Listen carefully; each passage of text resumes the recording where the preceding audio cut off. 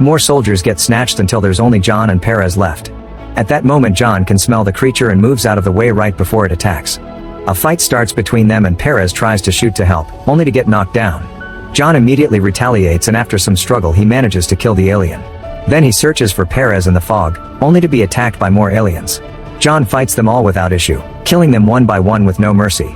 He continues his search and finds the bodies of all the soldiers plus Perez, who is hurt but still alive. Suddenly a bunch of aliens including the mighty Arbiter surround them, but instead of attacking they go away, and John sees a mysterious figure standing nearby. At that moment the Covenant forces attack with huge energy beams that start destroying the planet. Most of the locals are finally scared enough to rush to the spaceship to evacuate, but the mother and her followers still stay to meet the planet's end. When they return to headquarters, John talks to Ackerson, the new boss in charge of the Spartan, and tries to explain that the Covenant are preparing for something big. However, Ackerson doesn't believe John's story about those aliens suddenly disappearing and thinks he's having hallucinations as a side effect of Cortana.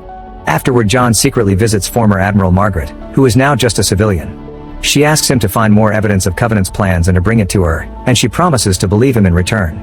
Meanwhile on the rubble, former Spartan Soren and his crew free a criminal named Felix from prison because he claims to know the location of Dr. Halsey, the woman who had started the Spartan program and is now wanted by the law. Following Felix's directions, they find a destroyed ship and Soren and Felix suit up to go investigate. After crossing a dangerous bridge, they make it to the cargo hold, but when Soren opens the capsule it's empty. At that moment his spaceship goes away and a bunch of soldiers appear to arrest Soren, revealing this is a trap by Felix who wants to get the bounty on Soren.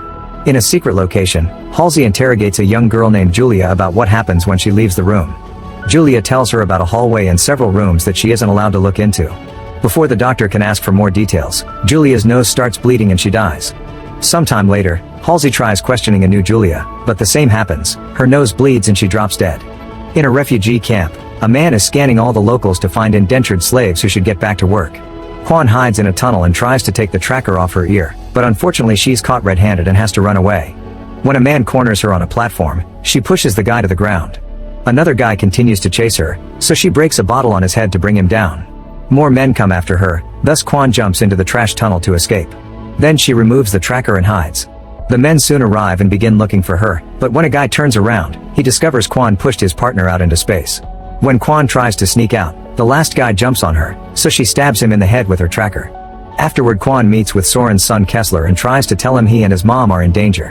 When Kessler says his dad will protect them, Quan has to inform him that Soren isn't coming back. At the same time Soren's wife Lyra is getting suspicious of her husband's crew, who promised they would look for him but they aren't making much effort. At headquarters, John admits to fellow Spartan Kai that he thinks the mysterious person who made the aliens leave during the fight had been Makey, his ex-girlfriend and member of the Covenant who is supposed to be dead. At that moment John sees an employee change the sign on the Cobalt team to standby, which doesn't make sense because they're supposed to be on a mission. John goes to ask Ackerson about it, but he dismisses his worries. Meanwhile Spartan Riz trains in the facility while trying to hide her injuries. She doesn't want the others to know or they'll think she's weak and take her out of missions. Later during a training exercise on the field, she's too slow yet denies it, so a Spartan brings her down with a shot. Desperate to prove she's fine, Riz climbs away and opens fire to distract them before running again. She continues to be slow and clumsy, so this time she falls on her own. Later, Riz finally agrees to see a healer. Back to Halsey, she watches how employees take the dead girl away and talks to Ackerson, who is the guy keeping her in that house. However, Ackerson refuses to answer her questions and brings her a new Julia clone to be her attendant. At that moment the tree in the room catches on fire, but Ackerman just leaves, revealing Halsey is in a harmless hologram room. Afterward Ackerson goes to the room where he's keeping a keystone, which is a gadget that can give him access to Halo. When he's about to grab it, Cortana appears to inform him she's finished the simulation he asked for. Her calculations indicate there's a 97% probability of something bad happening, so Ackerman concludes there isn't anything they can do to stop it. In the evening John visits Perez to ask her why she isn't backing his story about the aliens leaving the battle. Perez admits she did see them, but she feels guilt because all of her men were killed and she can't explain how she survived. Then John returns to headquarters and checks the progress of the Cobalt squad, only to learn they never left the planet. He realizes the Covenant are disrupting communications before destroying planets and their next target is Riak. Desperate, John lies to his team and tells them they have permission to save Team Cobalt, so they take off. Seconds later the Covenant arrive at a base on Reach and start killing soldiers, who can't do anything against such powerful aliens. Makey is leading the attack and opens a door to steal a Halo keystone. Soon John's team lands on Reach and tries contacting Team Cobalt to no avail. They search the area and enter a building. They notice some abandoned food, which means the people here left in a hurry. When they activate the power, a weird noise with garbled voices can be heard on the comms. John recognizes it as the noise he heard during the last attack. At that moment they hear thumping coming from the basement, so they go investigate. Meanwhile, Perez falls asleep on her desk while listening to the recording from her last fight. She's thumping her finger in the same rhythm as that noise John heard in that basement. Suddenly a Covenant voice wakes her up. John's team approaches a mysterious door only to suddenly be surrounded by soldiers who arrest them for taking a ship and weapons without authorization.